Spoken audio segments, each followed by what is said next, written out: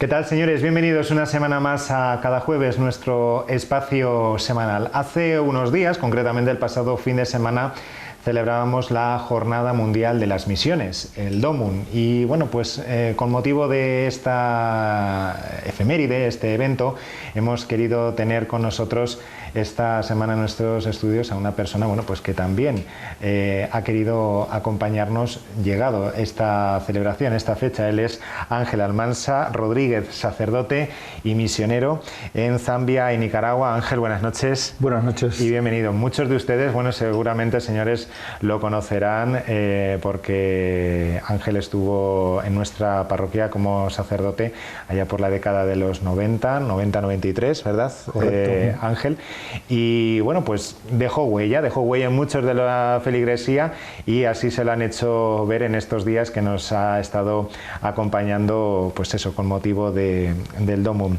Ángel, bueno, pues un poquito empezar preguntándote por eso, porque ¿cuánto tiempo llevas ya como misionero y por qué decides emprender esa vocación? Pues el salto a la misión fue desde aquí, desde Campo de Cristana. Fue aquí donde el obispo me comunicó que por fin me autorizaba a salir a misiones, una petición que le había hecho justo cuando me ordené de sacerdote, en el año 86.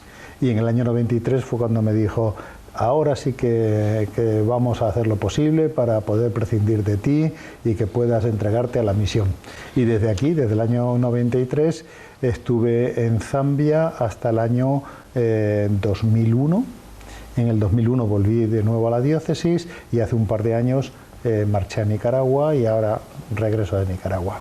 Ángel, ¿y dónde surge esa vocación por la misión? ¿De dónde te viene ese interés? Cuando yo me planteé mi vocación sacerdotal no estaba el tema de las misiones dentro.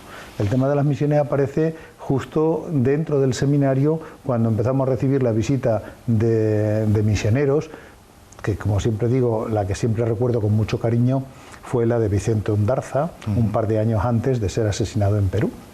Y entre los seminaristas creamos un taller de misiones y a partir de ahí empezó el gusanillo, empezó a plantearme, bueno, pues es verdad que aquí se necesita sacerdotes, es verdad que aquí hay una gran tarea en todas las parroquias, pero lo que en algunos sitios es un constipado, en otros sitios es una pulmonía.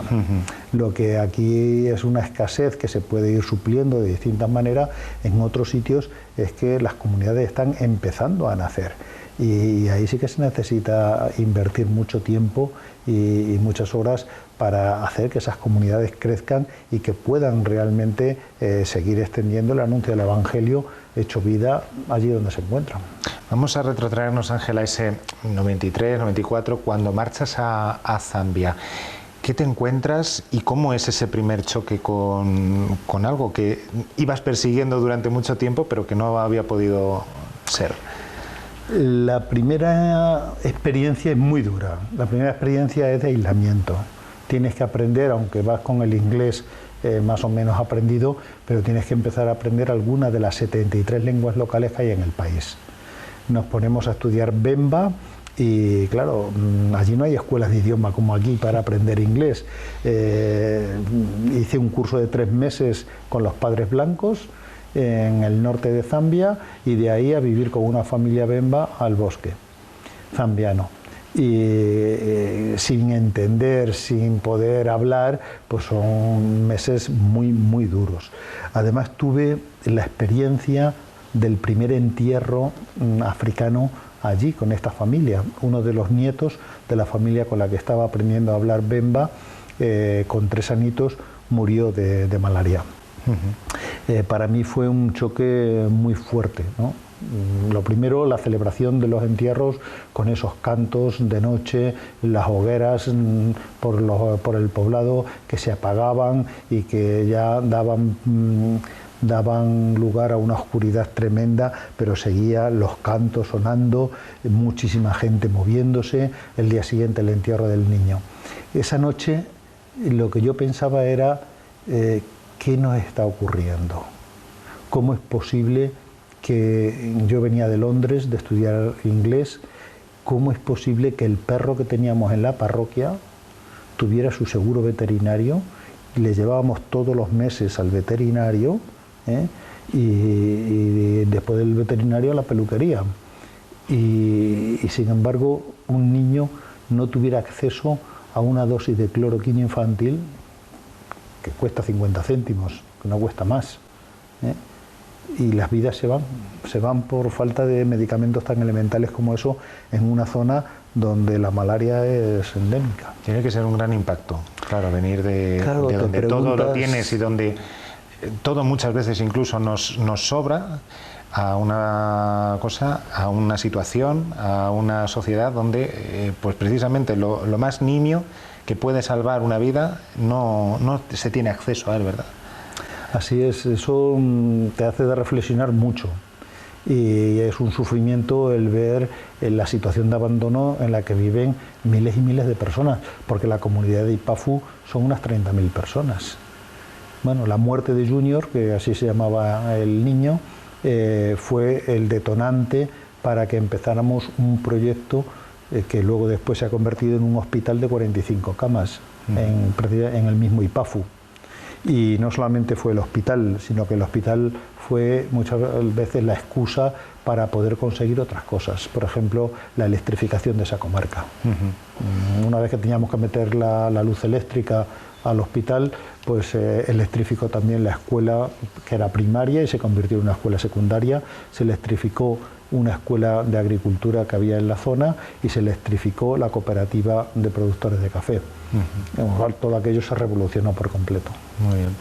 Bueno, una labor, Ángel, que más allá de la de propio sacerdote, yo creo que se extiende mucho más, porque ya casi os convertís un poco en todo, en acompañantes en todo tipo a ese tipo de comunidades, ¿verdad? Vamos haciendo nuestro trabajo de cada día. O sea, visitamos las comunidades, visitamos los enfermos, celebramos la Eucaristía con las comunidades, pero cuando llegas a una comunidad, que llegas una vez al mes, no llegas más, y les dices, no, tenemos que hacer la lista de los niños en edad escolar. Se te quedan mirando como diciendo, ¿y para qué quieres eso? ¿No? No, tenemos que hacer las listas de los niños en edad escolar, porque la ley de Zambia decía que en un lugar donde hubiese 100 niños censados en edad escolar, el Ministerio de Educación estaba obligado a enviar un maestro.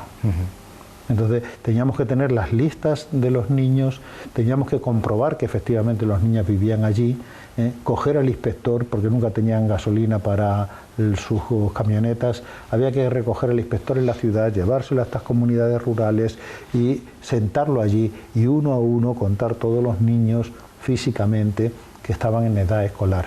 La siguiente excusa era, bueno, sí, nosotros mandamos al maestro, pero ¿dónde va a vivir? Hay que construirle una casa y hay que construir una escuela. Bueno, no se preocupe, ¿no? Sobre todo a través de Manos Unidas se crearon varias escuelas rurales en ese plan. La gente, la comunidad se comprometía a hacer los ladrillos de adobe para todo eso, se comprometía a hacer los cimientos, ¿no? Y nosotros comprábamos el cemento y comprábamos las láminas de zinc y las maderas necesarias para hacer el tejado, la pintura de pizarras y cosas de esas, pero muchas de esas cosas las podía hacer la comunidad y se implicaban en ello. Y otra de las cosas que hacíamos cuando ibas visitando enfermos y cuando ibas celebrando las misas es preguntar por la gente que estaba ciega. ¿Por qué? Pues porque una vez al año venía un equipo médico de Italia, de oftalmólogos, que se dedicaban solo y exclusivamente a operar cataratas. De todos los que tenían síntomas de haber tenido o de tener cataratas o de tenerlas ya muy avanzadas con ceguera, pues lo mismo, cogíamos y los llevábamos primero a Kitwe para que un oftalmólogo de allí de Zambia nos certificara que sí que eran cataratas y eran operables, y los poníamos en lista, y cuando llegaban este equipo médico italiano, pues los trasladábamos a donde estaban operando y les ponían, le quitaban su catarata, le ponían su lente intraocular, y aquello era cambiar del día a la noche, es que no era de otra manera. Ángel, ¿se siente miedo? Has hecho antes referencia a ese asesinato de ese misionero Vicente Ondarza. ¿Se siente miedo estando en la misión? Hay veces que sí, que se pasa miedo. Nosotros vivíamos en la zona que daba pegando a Angola y a la República Democrática del Congo. En la zona de Angola estaba Savimbi, que ya había muerto, el ejército aparentemente estaba desarticulado, pero estaba armado. y entonces para subsistir lo que hacían era entrar en Zambia y dedicarse al pillaje. A una religiosa de la misión de al lado, de St. Francis, la asesinaron. Para robarle el coche lanzaban una ráfaga de tiros al aire y si no paraba inmediatamente, la siguiente ráfaga iba a la luna del vehículo y la mataron así. Claro que hay miedo. A menos de 5 kilómetros de donde yo vivía, pararon el autobús de línea desde Solwezi hasta Lusaka y despalijaron a todos los pasajeros. Entonces, un blanco allí perdido, viviendo prácticamente solo, porque sí, tenía otro compañero a 30 kilómetros y otro compañero a 70 kilómetros, pero allí estaba solo. En medio de todas esas situaciones, la única garantía que tenías es que la gente nos quería y nos apreciaba. Y como sabíamos que íbamos buscando coches y el coche estaba fuera, porque la casita que teníamos era de 20 metros cuadrados, el coche se quedaba con las llaves puestas y mucha gente quitaba la llave y decía, ya se le ha vuelto a olvidar las llaves, tenga sus llaves, y estaban pendientes de nosotros, pero yo dejaba las llaves puestas, si quieren el coche que se lo lleven, pero me dejen tranquilo. Exactamente. Claro. Bueno, hasta 2001 en Zambia, ¿terminas ahí la misión o tienes que regresarte? Porque en 2001 fallece mi padre, vengo y me dicen que me quede a estudiar.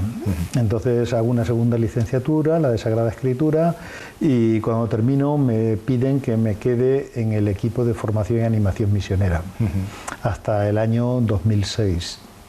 En el 2006 mi madre ya estaba, unos años antes, había empezado con un proceso degenerativo y bueno, pues el cuarto mandamiento también existe, ¿no? También. Y me vengo, me nombraron párroco de la Asunción de Valdepeñas y después párroco de Argamasilla de Alba. Y cuando mi madre fallece, hace 2-3 años, ya planteé el volver otra vez a misión. Y fue Nicaragua, Nicaragua. El destino. Y ahí, bueno, pues lo mismo, lo has comentado tú también antes, una realidad completamente diferente. Sí, de África a Latinoamérica la realidad cambia mucho, aunque a veces el paisaje nos engaña, pero porque es idéntico. Sí. Cuando yo llegué a Bluefield, la zona caribeña de Nicaragua, yo echaba fotografías en Bluefield, se las mandaba a los compañeros de Zambia y me decían, ¿todavía guardas con fotografías de aquí de África? Digo, no, fíjate bien que eso no es África, que eso es Nicaragua, ¿no? Pero la realidad cambia por completo, sobre todo porque yo llego a Nicaragua y los obispos de Nicaragua me destinan al Seminario Nacional de Misiones, perdón, al Seminario Nacional de Managua. Y allí tengo la tarea de ser formador y profesor de Sagrada Escritura. Las vacaciones, el tiempo libre que me queda, me dedico a visitar las comunidades campesinas, la montaña de Cucra, la laguna de Perlas y toda la zona de Río San Juan. Y bueno, pues son experiencias muy bonitas porque es nuevamente volverte a encontrar con una iglesia naciente. Managua no, Managua es una iglesia ya bien asentada, ¿no? La zona de Matagalpa, de León, de Granada son iglesias ya muy asentadas. La zona de Bluefield, la zona de Siuna son iglesias que todavía están naciendo, empezando a nacer, como quien dice. Tiene de tal manera que es muy reconfortante ver cómo nace también una nueva iglesia, ¿no? Y también impactante que en sitios remotos como Greytown, que está allí al final del río San Juan, prácticamente casi en la desembocadura del río San Juan, la represión llegue hasta allí. Y llegas a celebrar la primera Semana Santa que celebran con un sacerdote, desde el año 91 que se fundó la nueva Greytown, porque ya existía una muy anterior, y la policía nos rodea la iglesia y fotografía a todos los que participan en la celebración. Y en el Vía Crucis del día siguiente estén otra vez fotografiando y controlando a todos los que participan. Y nos vamos a la playa a tener un momento de convivencia y en la playa están fotografiándonos y estando pendientes de lo que se dice, de lo que se hace, de lo que hacemos, de lo que no hacemos. Bueno, Nicaragua, el titular turístico es el país de los volcanes y los lagos, pero además de volcanes y lagos hay que añadir el país de las persecuciones. Ahora mismo la dictadura de Ortega Murillo es una dictadura muy seria. todos los que se presentaron a las elecciones presidenciales están en la cárcel. Hay son unos 160 presos políticos los que hay, ¿no? Y ahora la fuerza la están poniendo en silenciar a la Iglesia. Que la Iglesia no sea crítica, que la Iglesia no hable, que la Iglesia, si quiere permanecer en Nicaragua, tiene que permanecer callada. Bueno, pues eso, viéndolo desde nuestra perspectiva, señores, pues siempre parece otro mundo. La verdad es que, sin lugar a dudas, me gustaría preguntarte un poco también, Ángel, por si realmente, a tu opinión, los laicos verdaderamente tienen conciencia de la misión, de lo que se realiza. ¿Qué haría falta para concienciarnos más? La misión es tarea de todos. Claro. O sea, la misión no es celebrar misas o dar catequesis, eso forma parte de la misión. Pero la misión ante todo es instaurar el reino de Dios, y el reino de Dios es que la humanidad sea de verdad una gran familia y una gran familia feliz, ¿no? Donde todos podamos apoyarnos y ayudarnos. Y ahí tenemos cabida todos en ese proyecto. Todos tenemos algo que aportar. Todos tenemos que irnos allí a Zambia o a Nicaragua o a donde sea. No, no es cuestión de salir hacia afuera, es cuestión de tomar conciencia de que el mundo solamente tendrá solución si todos arrimamos el hombro. Y uno desde aquí y otro desde allí, pues colaboramos estrechamente para que los signos del reino pues se puedan ir manifestando. Pues si podemos tener un hospital en una zona donde se muere la gente por falta de medicamentos, eso no se debe solamente a mí. Yo no tengo una varita mágica. Se debe a la cantidad de gente que apoya ese proyecto y que lo están haciendo desde aquí, desde España, ¿no? A través de Manos Unidas y a través de otras organizaciones. Pues hace poco se celebró una carrera solidaria aquí en Campo de Criptana a favor de los proyectos que estábamos haciendo en Nicaragua. Bueno, pues es que esos proyectos sin esas ayudas es imposible que podamos realizarlo, ¿no? Era también preguntarte por eso, por la labor ¿cómo consideras tú la labor que realiza, pues por ejemplo, ALGAM, el Grupo de Animación Misionera aquí en la parroquia, con sus constantes, con sus personas constantes como Maritere, que la tenemos ahí al otro lado de las cámaras, una labor que no pasa desapercibida y que llega a los sitios, como bien estás comentando, ¿verdad? Sí, hay gente que muchas veces nos dice, bueno, es que no sabemos si ese dinero va a llegar o no va a llegar, ¿no? Y yo siempre les digo, bueno, el único dinero que no llega es el que se queda en el bolsillo. Eso es. Ese no llega de ninguna forma. También es verdad que hay que saber por qué medios se está apoyando ciertas cosas. Pero bueno, el grupo de animación misionera de Campo de Criptana es un grupo que ya lleva muchos años funcionando y es un grupo que entre los misioneros de Ciudad Real lo apreciamos la labor que está haciendo, porque realmente es una labor eficaz, una labor que está creando conciencia y una labor que además termina fortaleciendo toda la labor que estamos haciendo allí. Muy bien. Bueno, pues Ángel va a pasar también unos meses aquí en España. Estás, de hecho, pues colaborando con el Instituto Español de Misiones, formando a 2 nuevos misioneros, ¿no? ¿Verdad, Exactamente. Ángel? ¿Y cómo va la labor y para cuándo el regreso a Nicaragua? Pues si Dios quiere, después de Navidad empezaremos a plantearnos el estudio de las solicitudes que hay para poder elegir una, y Dios quiera que sea la más conveniente, ¿no? Y antes de Semana Santa espero estar ya con las maletas otra vez preparadas para salir de España. El sitio donde es lo de menos, lo más importante es que allá donde vayamos podamos seguir adelante con esa tarea de hacer vida al Evangelio, que yo creo que es la mayor buena noticia que podemos hacer entre la gente a la que estamos sirviendo. Muy bien. ¿No? Que no se quede todo en teoría y en palabras, sino que seamos capaces de manifestarlo en obras. Eso es, hay que llevar la palabra, pero manifestarla en las obras. Bueno, pues con Ángel podríamos estar hablando mucho tiempo, porque la verdad es que vida y testimonio y misión tiene.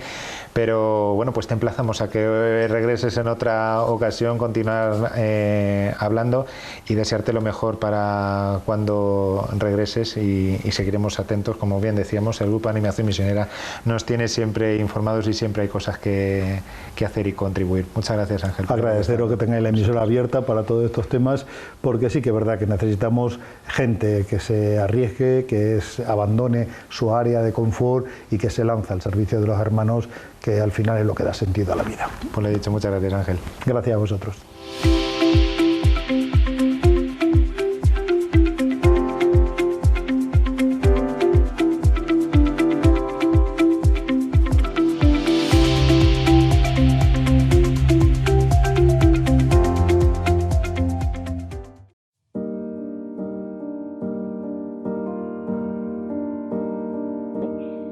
Buenas, soy Ana Pilar, soy cantante, doy clases de canto y actualmente también estoy estudiando logopedia.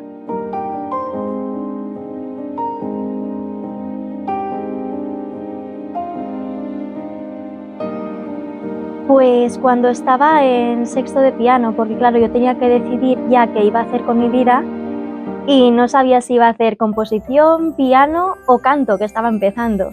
Entonces, bueno, decidí al final hacer canto, que era bastante arriesgado, pero aquí estoy y lo hice.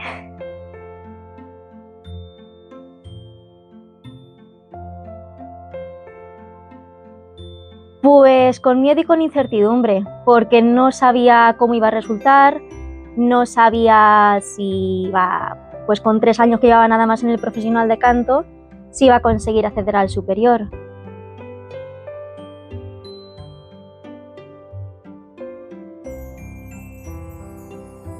De mis padres y mis profesores, que bueno, ellos realmente siempre me apoyaron.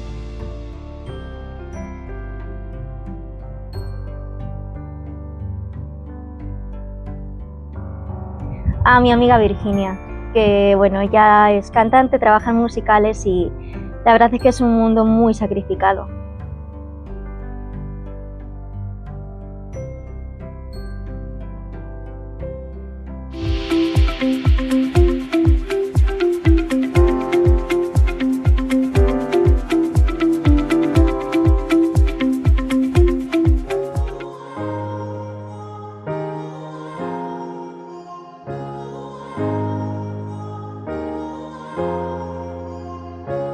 Muchas gracias por acompañarnos hoy.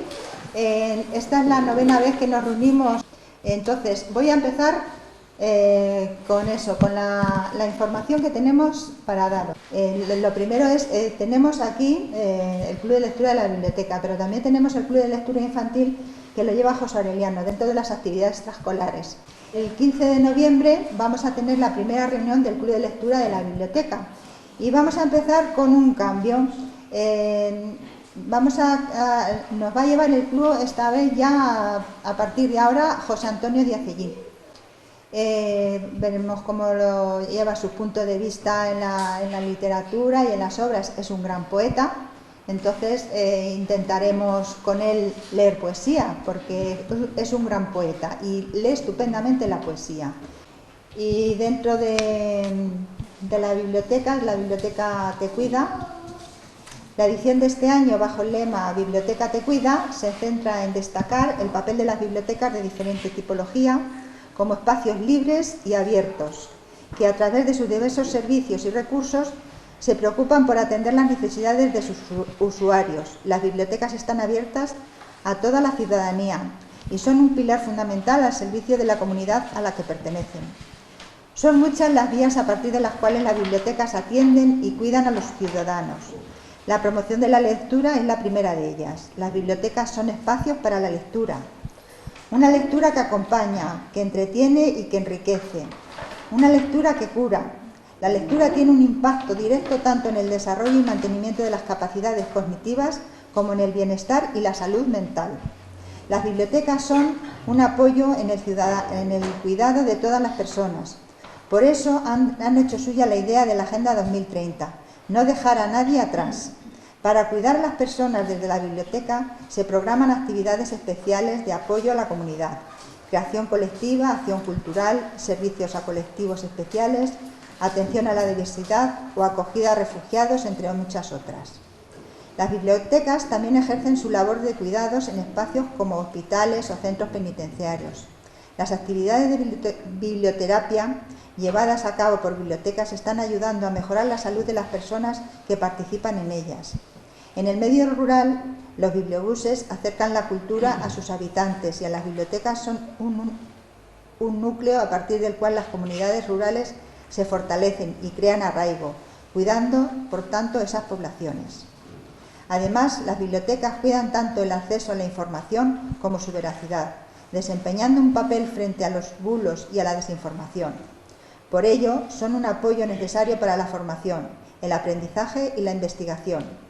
También son una ayuda imprescindible para profesores, estudiantes e investigadores, asistiendo a la comunidad educativa y contribuyendo al fomento de la investigación científica.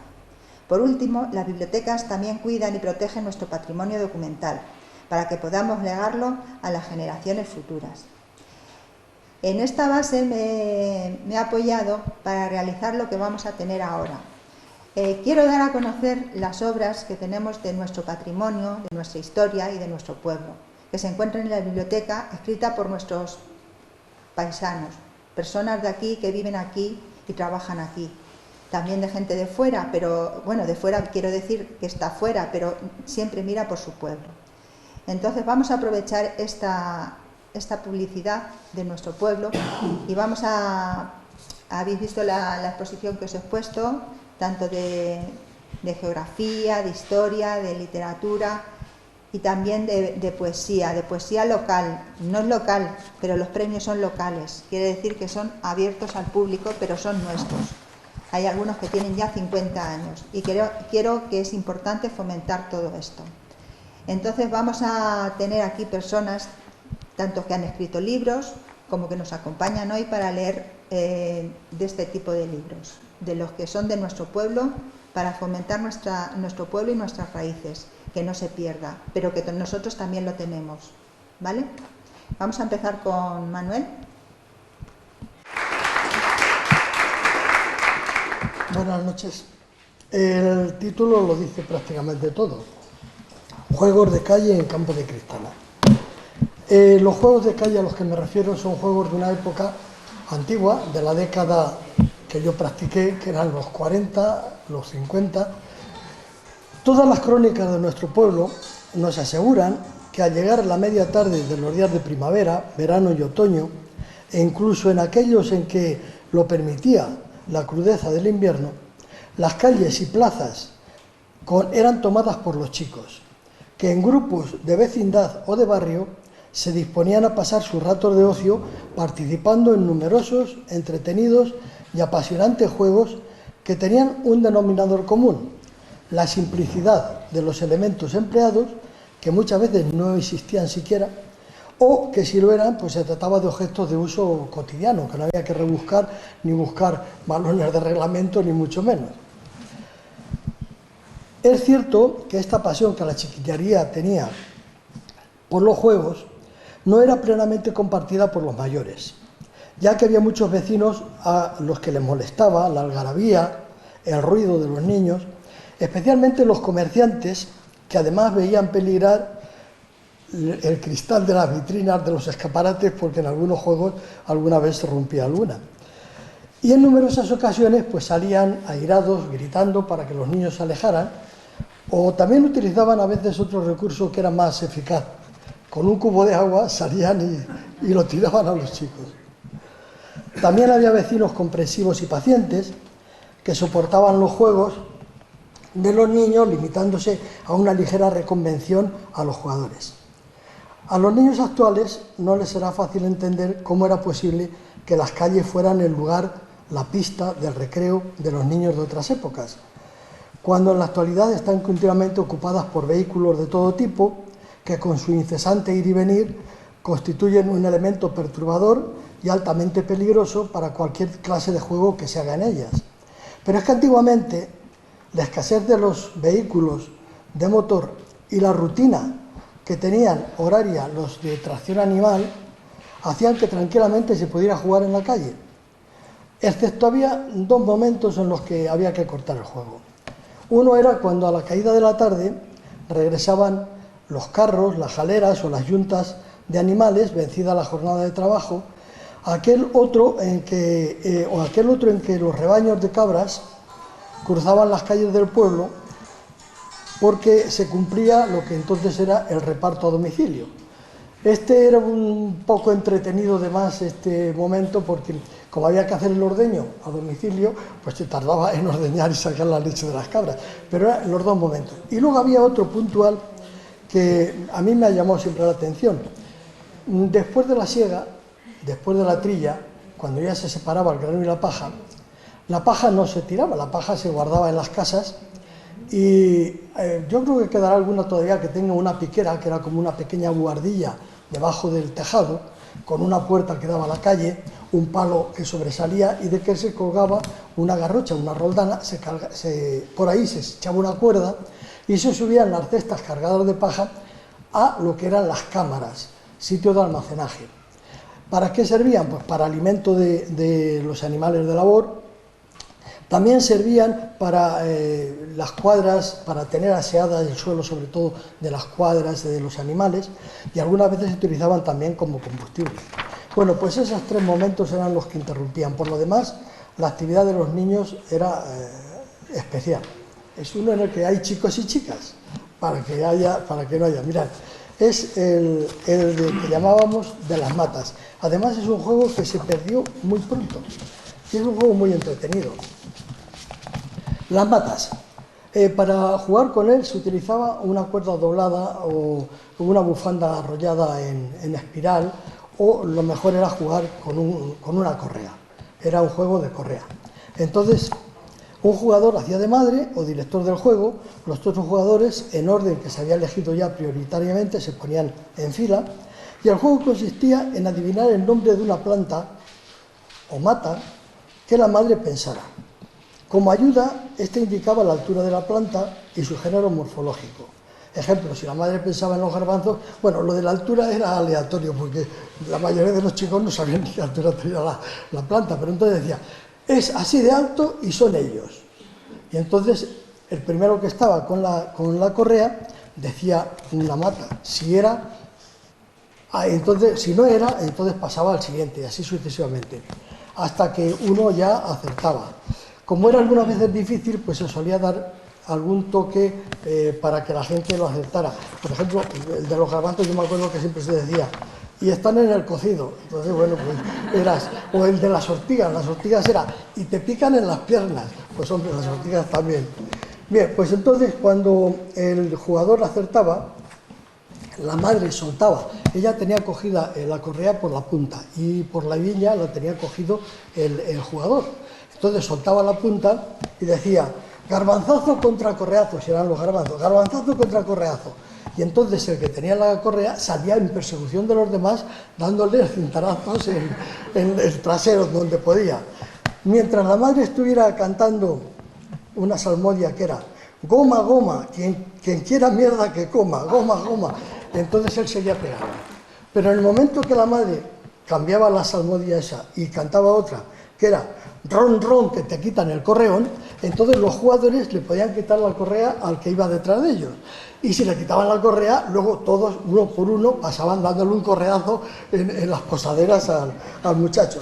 ¿Qué pasa? Pues que la madre, que tenía picardía, decía ron, ron, que te quita el correón, y cuando la gente se acercaba para quitárselo, entonces volvía a decir goma, goma, el que quiera mierda que coma, y entonces los tenía ya a su lado y repartía a diestro y siniestro. Bueno, pues este es un ejemplo de uno de los juegos que ya digo que son 52 los que hay, que no da tiempo a ir. Lo tenemos en la biblioteca. Historia de una batuta. Me lo contaron y lo mismo os lo cuento. Era el año 1887 y en la capital de nuestra provincia, entre los festejos de feria en honor a su excelentísima patrona, figuró en el programa un certamen provincial de bandas de música, con premios más bien chicos, por cierto, 750 pesetas el primero con un diploma. Al concurso fue nuestra banda, dirigida entonces por el maestro don Bernardo Gómez. Llevaba pocos años de existencia, y aún se le conocía con el directo de los zarríos. Nadie sabía en Ciudad Real que tal banda hubiera, carecía de historia y de antecedentes, y como su presencia abigarrada, sin uniforme, con el trajecito dominguero de todos los músicos, en contraste con el enorme atavío de los demás, de vistoso uniforme, hasta con espadín, impresionó no muy favorablemente. Se les tomó por los colillas del certamen y hasta los dejaron en un edificio sin condiciones, destartalado y vetusto. Hubo una especie de cabalgata y en el trayecto que tenían que recorrer fueron situando las bandas, según simpatías y preferencias. La nuestra al final de la calle, de Toledo. La colocaron la última. Los espadines y paniaguados en sitios de honor. Pero acaeció que por entonces había estrenado en Madrid la célebre zarzuela de los maestros Chueca y Valverde, La Gran Vía. Y don Bernardo, que ya había acoplado a su banda los números más populares, la Jota de los Ratas, la Menenguilla, el coro de los Marineritos, el vals del Caballero de Gracia, ofreció la más destacada novedad que prendió con fuerza inigualada en el sentir público, tan sensible siempre a toda manifestación del arte. No bien nuestra banda, cuando Bernardo al frente tocó el primer número de La Gran Vía, se congregó una multitud que aplaudió con el máximo entusiasmo, circunstancia que no fue desaprovechada, pues a este número siguió otro, hasta que el público se impuso, paró el desfile y, que quieran o no, fueron incorporadas a la cabalgata y pasó tocando, con evidente asombro, de tirios y troyanos, por delante de todos sus competidores, hasta dejarla situada en las escalinatas de la casa consistorial. Con esto se juzgó el certamen. Y la marcha triunfal de Aida, obra obligada que don Bernardo, con sus músicos, conquistó el máximo galardón. Y ahora viene la historia de la batuta. Supongo que muchos la conoceréis. Es de concha, carey legítimo, con conteras de oro que llevan grabadas a buril una lira y el anagrama BG. Esta batuta fue el premio que se le ofreció al maestro a su regreso en su triunfo de Ciudad Real. ¿Y qué fue la batuta? Pues sencillamente un trozo del bastón de mando del general de Sanidad Militar, nuestro olvidado paisano, excelentísimo señor don Militino López Rufián, hijo de Campo de Cristana, amigo y admirador de don Bernardo. ¿Dónde estará ahora aquella batuta? ¿No podía ser entregada al ayuntamiento y que él la conservara en la biblioteca municipal? Pongo por sitio más adecuado para que alguna vez te recuerde su origen y bendiga la memoria de don Militino, unida, estrecha y íntimamente a la de don Bernardo. ¿Por qué olvidar que éste llenó muchas páginas del vivir de Campo de Cristana, apasionado siempre de la música, y que don Militino fue un ilustre paisano, merecedor de mayor recuerdo de que él se tiene, en extraña ingratitud punible? Contaré un sucedido de su vida y veremos si exagero al le mandar este pobre y respetuoso homenaje. Era don Militino en Filipinas, durante aquellas guerras de los tagalos, uno de los jefes de la sanidad del ejército español combatiente. Durante la sangrienta refriega, don Militino, con su practicante, otro hijo de Cristana, que se llamaba José Vicente Moreno, curaba a diestro y siniestro en el campo de batalla. Oyeron una voz que exclamaba: «Cristo de Illajos, ampárame». «¿Quién dice eso?», preguntaron. Buscaron entre los caídos, encuentran al herido y empiezan a atenderlo con el cuidado que eso es de suponer. En esto, un caballo desbocado llega al sitio donde curaba don Militino. Al hijo que como él de la Virgen de Cristana. Es un ayudante del general Primo de Rivera, don Fernando, que le requiere para que deje lo que está haciendo y corra a atender al general, que tiene un rasguño de bala en una pierna. Y don Militino replica que la vida de aquel soldado, su paisano, le es tan interesante como la del general, que no peligra y puede esperar. Insiste el ayudante, pero don Militino no admite distingos. Irá cuando acabe, y así lo haré.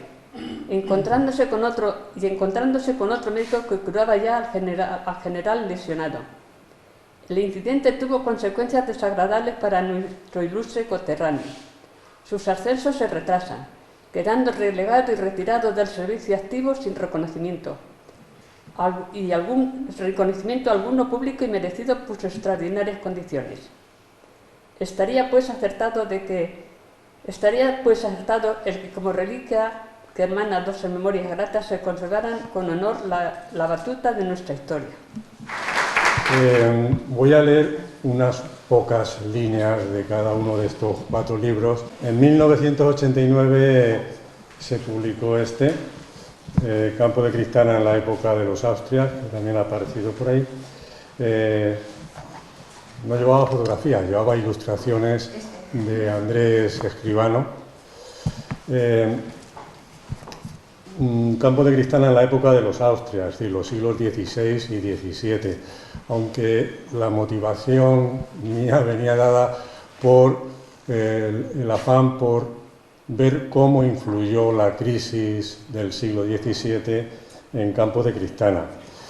Epidemias, muchas muertes, épocas de sequías, de hambre, y como siempre que hay crisis, una parte de la sociedad incluso se beneficia, una minoría, y una parte de la sociedad se ve muy perjudicada. Entonces voy a leer unas líneas muy pocas. La sociedad cristanense era de corte estamental, un rasgo universal en la época en Europa. Es decir, los habitantes se distribuían en grupos o estamentos, cada uno de ellos constituido por personas que tenían una serie de derechos y obligaciones que eran distintos, según cada estamento. Había 2 estamentos privilegiados, nobleza y clero, que basaban su especial condición, por lo que a lo económico se refiere, en la posesión de una parte considerable de la riqueza del pueblo. En como en otros aspectos, sociedad estamental es equivalente a sociedad desigual, diferenciada, diferencias que con el paso del tiempo se acentuaban, para lo que en Campo de Cristana no hay que esperar al siglo XVII, pues es un hecho evidente en el XVI y presumiblemente también antes.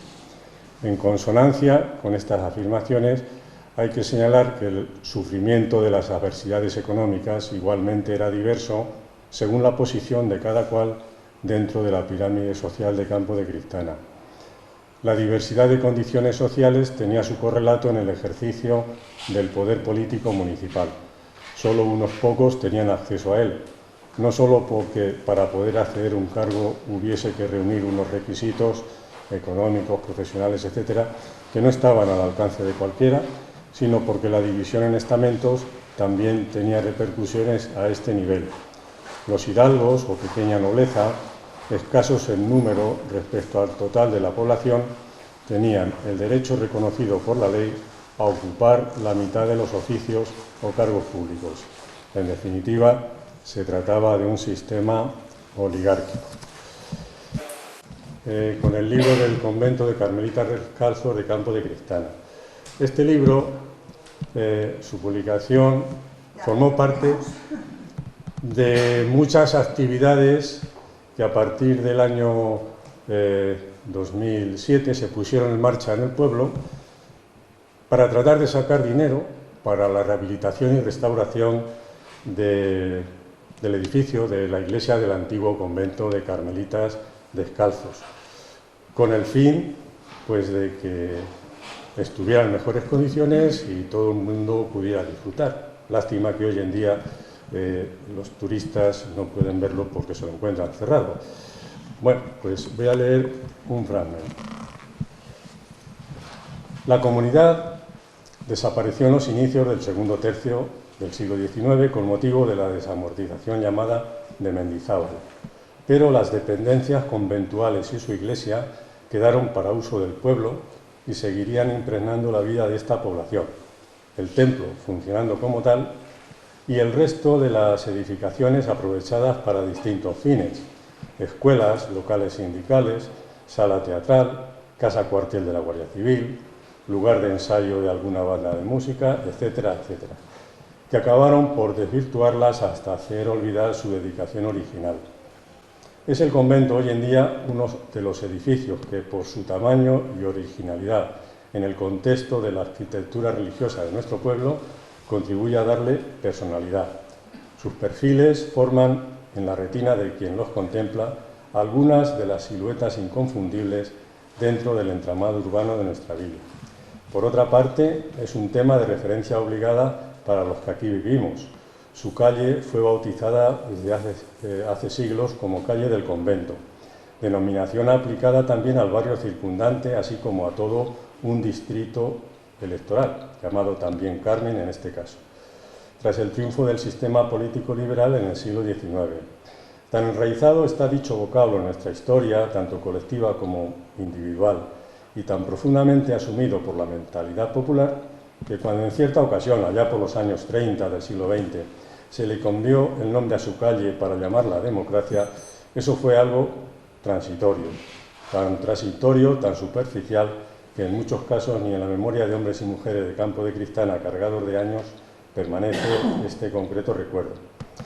Dicho lo cual, no se puede pasar por alto el hecho cierto de que hay que anotar en el debe de los cristanenses de generaciones pretéritas el grave error de no haber mantenido en pie todo el complejo conventual, claustro, etc. Eran nuestros tiempos, sin duda. El afán por el conservacionismo del patrimonio monumental no se había despertado aún, o simplemente era preocupación de unos pocos sin poder efectivo para hacerla realidad. Y tampoco la comprensión de la trascendencia que ese fenómeno podría suponer para el atractivo turístico de nuestra localidad, fenómeno de eclosión bastante posterior. Hasta ahí. No quiero... Del libro Memorias, vidas y costumbres de un pueblo, de Campo de Cristana, y trata acerca de vivencias y costumbres de antes, concretamente entre los años 1907 y 1963.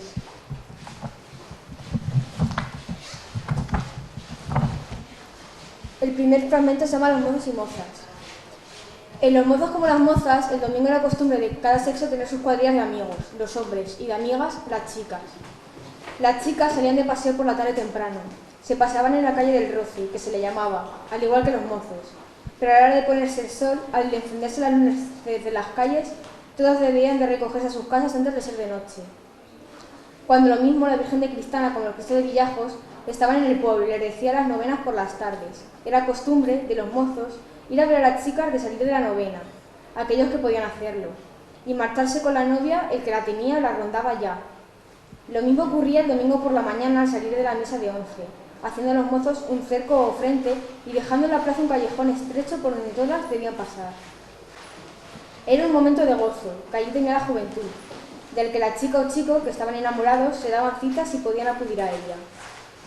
También los mozos, en los anochecidos, era costumbre irse a pasar el rato a la esquina del teatro, donde hasta que ya era de noche lo pasaban divertido. Igual hacían cuando llovía y se estaba de temporal. Era la cita rutinaria de la juventud masculina, que reunía un buen número de chicos, mentidero y noticiero juvenil que siempre resultaba agradable.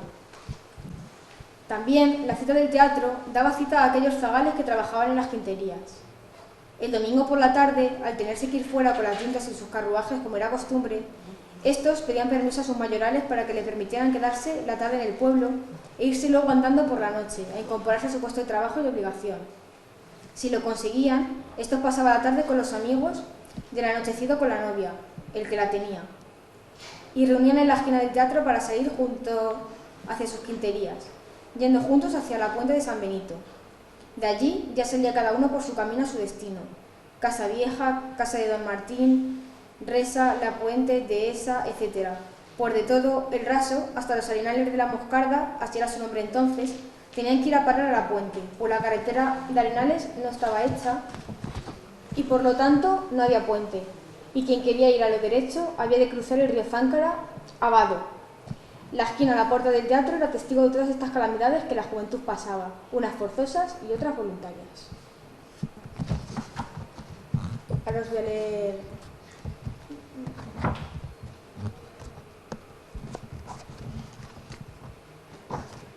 La la noche de Reyes? No había cabalgata, nadie se ocupaba ni se podía permitir el lujo de regalar en abundancia juguetes, dando a los pequeños la alegría exorbitante de ir a esperar a los Reyes Magos. Era el currillo, el aguador José Alberca, hombre alegre y poseído de buen humor, quien se manifestaba saliendo al Calvario, pues entonces los reyes se decía que llegaban al pueblo por el Calvario, que era la entrada oriental del pueblo.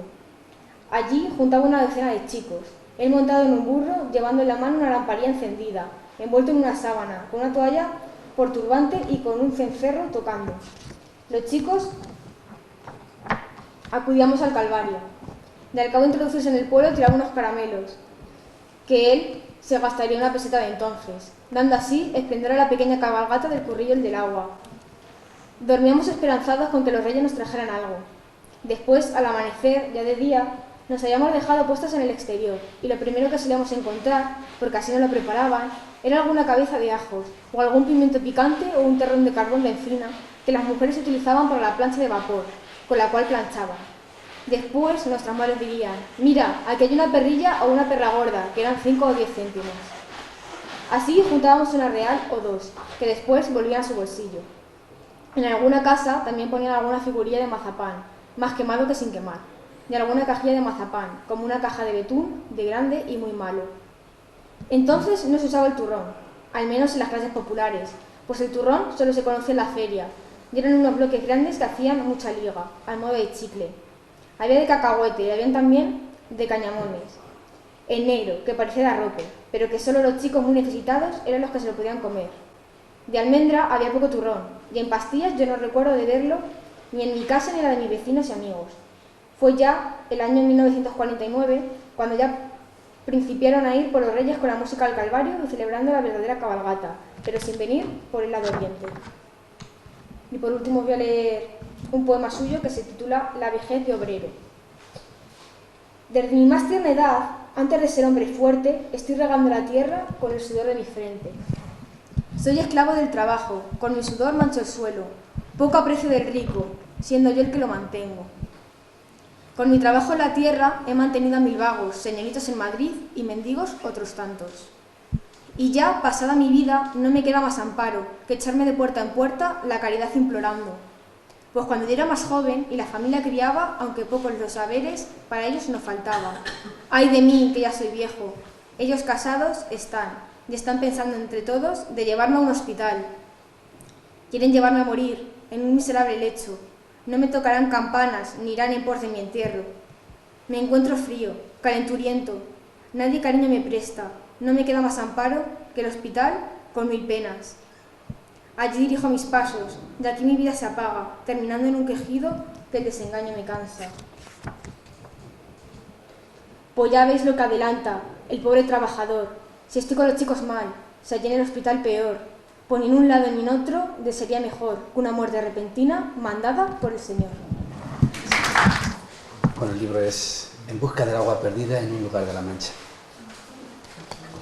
Bueno, soy Daniel, pertenezco a la Asociación Encinares Vivos de la Mancha y entre los objetivos que tenemos y trabajamos, uno de ellos es el de publicar pues valores de Criptana. Entonces hemos editado ya 4 libros. Imaginamos cómo podría ser este entorno hace 2000 años, es decir, hacemos una visión desde las lagunas de Ruidera hasta las tablas de Daimiel, pasamos por Argamasilla, llegamos al puente de San Benito, nos orientamos a Criptana y en Criptana valoramos todos los sitios que conocemos en torno al agua. Criptana es un pueblo que nace en torno al agua, es decir, la Sierra de Criptana es el verdadero corazón del inicio de Campo de Criptana.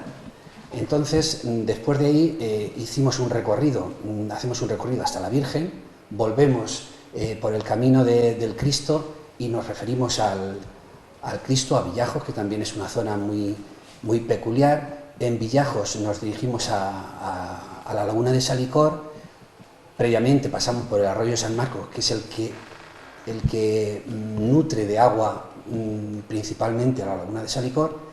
En la laguna de Salicor vemos la Hidalga, que es el resto de poblado que parece ser que pudiera ser Alces y que fue una población muy importante en la época romana. Eso es una imaginación, esa es la primera parte, esa es una imaginación que los autores intentan transmitir para que la gente pues se lo imagine y vea cómo podría ser este entorno. Este libro lo escribimos entre dos personas, José María Manzaneque, no sé si lo conocéis, José María Manzaneque y yo, que soy Daniel Mínguez. Fue un trabajo que hicimos porque estuvimos realizando un trabajo en el Plan Especial del Alto Guadiana, que fue un organismo que intentó de alguna manera hacer un plan para solucionar estos problemas. No se llegó a ningún final feliz, pero todavía está en ello. Vamos a ver, mi recuerdo con el río Záncara comienza en mi niñez, cuando mis padres me llevaban a bañarme al río. En las pequeñas pozas de agua limpia y transparente, el baño era mucho más que zambullirte en el agua. Si te quedabas quieto y en silencio, comprobabas la enorme riqueza faunística que albergaba. Carpas, barbos, ranas, moluscos de agua dulce, culebras de agua, tortugas e innumerables especies de pájaros insectívoros, además de diversas variedades de patos y aves acuáticas que anidaban entre la masiega, carrizos y eneas que abundaban en sus orillas. Era el único lugar de baño que existía en aquella época, mi época, la época de los años 60. Voy a hacer una más de las... Desde la orilla norte del Záncara, cercano a este puente, se observa la desembocadura de un pequeño cauce que baja desde la sierra de Cristana, hacia donde nos dirigimos nuestros pasos. Antaño era el arroyo del Pozo Hondo, surco natural de los manantiales de esta pequeña sierra, con un caudal muy considerable. Casi durante todo el año atravesaba gran parte de la población, y en épocas de lluvias sus habitantes tenían que cruzar el arroyo a través de unas pasarelas debido a la gran cantidad de agua que discurría por su cauce. Hoy lo hemos convertido en el desagüe natural de las aguas fecales y residuales de este pueblo manchego. Y por último, antes de entrar a la población al suroeste, nos encontramos un paraje hondonado que llaman La Lagunilla, donde se concentraban periódicamente las aguas pluviales de la zona oeste de la sierra, originando una masa de agua muy estacional y muy considerable. Hace ya muchos años, demasiados, que permanece totalmente seca, hasta que las pasadas y temibles tormentas del fatídico mayo de 2007 volvió a cubrirlas de agua para notificar a todos los presentes que los cauces naturales de escorrentías, hoy cultivados, tienen su derecho de propiedad por siempre adquirido desde hace millones de años. Emociona porque lo que estamos haciendo pues nos está quitando un poco. Desde aquí podríamos también concienciarnos de que los pozos de la sierra, que hay una veintena de pozos, deberíamos protegerlos más. Y el puente de San Benito está totalmente abandonado y también deberíamos intentar recuperarlo. Muchas gracias. Yo he elegido este libro, como dice Carmen, desde aquí, de José González Lara, el libro Santa María. Es una publicación sobre las devociones marianas en la provincia de Ciudad Real, que se editó en el año 92, una recuperación del principio de los años 90, y que en nuestro pueblo pues, viene a describir pues, brevemente la historia de la Virgen de Cristana, la historia de la Virgen de Villajos y también la Inmaculada Concepción de Arenales, porque entonces cuando se hizo este libro todavía Arenales pertenecía a Campos de Cristana. Este año se está celebrando el 745 aniversario del voto del pueblo de Campos de Cristana a la Virgen. El año que viene es el 800, según la tradición, el 800 aniversario de la aparición de la Virgen, y yo voy a hacer referencia pues, al escrito que hizo José en referencia a la historia de nuestra patrona, pues, que hace referencia a que el año que viene son los 800 años. Nuestra Señora de Cristana, patrona de Campos de Cristana. Es un hecho cierto que por los años 43 del nacimiento de Cristo, el apóstol Santiago predicó la doctrina del Evangelio por estas tierras planas de la Mancha, en todas sus villas, lugares y poblados. Y en este caso, el cerro donde en las ruinas del castillo se veneraba una imagen de Santa María. Desde la dominación de los sacras o secres hasta la expulsión de los sarracenos, el castillo siempre estuvo en manos de los invasores, y dicen las crónicas que el apóstol Santiago continuó su predicación en la ciudad de Alternia, hoy Alcázar de San Juan, y que después de haber convertido a sus habitantes a la fe, les dejó a su despedida una imagen de la Virgen María que llamaron Concepción de Santiago, y la eligieron patrona de la ciudad, conservándola hasta el año 715, en que Alternia fue ocupada por los sarracenos.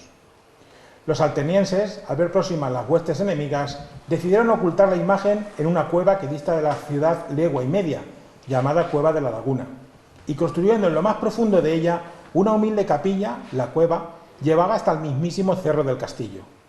En este subterráneo iban los atenienses a visitar a su patrona y a solicitar de ella su intervención y ayuda en las causas más difíciles. Así, poco a poco, fueron falleciendo las gentes mayores y por lo tanto fue decreciendo esta costumbre hasta quedar definitivamente olvidada y borrándose toda huella del lugar donde había sido escondida la imagen. En el año 1223, según la tradición, la Virgen se aparece a un humilde y honrado labrador de Villajos, llamado Alonso Miguel, y a su mujer Esperanza. Fueron en aquel paraje cercano al castillo a labrar unas tierras en el tercer día de Pascua de Resurrección. Cuenta la leyenda que dejaron sus bueyes o mulas paciendo o pastando y subiendo a las ruinas del castillo llegaron a lo alto del cerro por la parte del mediodía. Una vez allí fueron deslumbrados por un fuerte resplandor. Miraron atentos y vieron a la imagen de Santa María, quedando atónitos por tan singular hallazgo. Inmediatamente dieron parte de lo ocurrido a las autoridades eclesiásticas de Villajos y a todos los vecinos, y seguidamente se fueron en procesión a aquel lugar de la aparición y prometieron solemnemente levantar una pequeña capilla donde albergar a la Virgen. Más tarde se fusionaron varios poblados, incluido Villajos, para formar uno nuevo, que próximo al castillo llamarían Campo de Cristana. Realizada la nueva fundación, erigieron un magnífico templo sobre las ruinas de aquel castillo, templo que sería quemado junto con los de la imagen en 1936 y después construido de nuevo en 1939 mediante proyecto de don Enrique Alarcón Sánchez, hijo ilustre de esta villa. La milagrosa imagen de María Santísima de Cristana, como se llama, fue aquella que el apóstol Santiago dejó a la ciudad de Alternia al despedirse de su predicación por estas tierras. Lo acredita la ininterrumpida tradición de los vecinos de Alcázar de San Juan a visitar a la Virgen y practicar su devoción. Dicen los mayores del lugar que en bastantes ocasiones ha intentado pasar a la Cueva de la Laguna para ver de encontrar la humilde capilla en la que estuvo la Virgen durante los siglos, y no ha podido lograrse. Mi primer contacto con la literatura fue, lógicamente, maternal. Los poemitas, las canciones, los versos que una madre dirige a su hijo pasan al subconsciente de la criatura y forman un pozo cultural que estará presente durante toda su vida. Ya sabéis, 5 lobitos tiene la loba, o aquel otro este fue por leña, este lo cogió un huevo, este lo coció, este le echó una poquita sal, y este gordito se lo comió todito. Años después, en los parvulitos de las escuelas nacionales, había tardes en que la señorita sacaba un gran disco negrísimo y lo colocaba cuidadosamente en el tocadiscos. Recuerdo muy bien algunos cuentos, por ejemplo el de Garbancito, del que todavía me parece escuchar aquello de «Garbancito, ¿dónde estás?», o aquel otro de «Ábrete, sésamo». Pero fueron las visitas culturales vespertinas a la biblioteca municipal lo que más nos acercó a la literatura. En clase, don Bruno nos había pedido escoger un libro por alumno. Yo elegí La primera vuelta al mundo, cuyo autor lamentablemente he olvidado. Y la histórica aventura de Magallanes, Elcano y los marineros me encantó de tal manera que hice que compusiera mi primer poema. Y aparte la Ana Victoria, y aparte con 250 vidas. De la biblioteca don Alonso Quijano, cuya dirección ostentaba don José Antonio Sánchez Majabacas, sacamos y leímos la lírica gallega portuguesa, o el poema de Mio Cid, a Berceo, a Arcipreste de Ita, a Juan de Mena, a Santillana, a Fernando de Rojas, a Garcilaso de la Vega, pero también a Cervantes, por supuesto, a Quevedo, a Góngora, a Fray Luis de León, a San Juan de la Cruz, a Santa Teresa de Jesús, a Tirso de Molina, Calderón de la Barca, a Zorrilla, Feijó, a los hermanos Fernández Moratín, a Valdés, a Cadalso, a Samaniego y a Iriarte, y ya Zorrilla, Espronceda, Bézquer, Larra, Villarroel. Más tarde vendrían Benito Pérez Galdós, Juan Valera, Leopoldo Alas, Pereda, Emilia Pardo Bazán, Blasco Ibáñez, La generación del 98, con Juan Ramón Jiménez, Machado, Baroja, Azorín, y la del 27, Alberte, Guillén, Lorca, Alexandre, Damaso Alonso, y los autores de posguerra, Camilo José Cela, Panero, Rosales, Celaya, Blas de Otero, Huicisolo, Barral, González, Valente, Antonio Buero Vallejo, Domingo Miras, Hierro, Montero y un larguísimo etcétera, que sería muy aburrido. Seguro que me he dejado algunos, pero he querido meter los principales. La Biblioteca Municipal Alonso Quijano nos proporcionó y proporciona todos aquellos libros y más que sin duda olvido. Por eso tenemos que entonar un sincero y sentido agradecimiento a la biblioteca y a su personal, cuya única misión es la de proporcionar al lector aquello que desea o necesite leer. Muchas gracias. Llevaba unos poemas que estoy preparando para el poemario que próximamente, si lo acabo, saldrá, pues va dedicado a mi madre. Entonces es un poema que habla de su niñez, de lo que me contaron, y se titula así, Me contaron.